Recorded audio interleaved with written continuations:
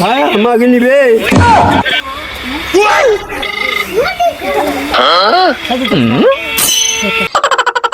আসসালামু আলাইকুম, কেমন আছেন?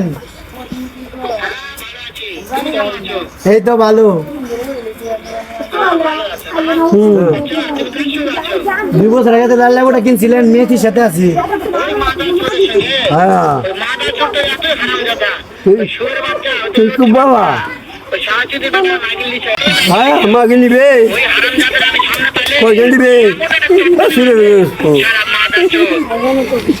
আপনার কথা সব শুনতেছে।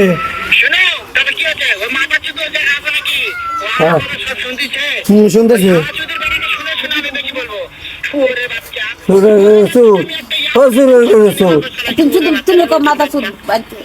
আপনাকে নাকি মারবে।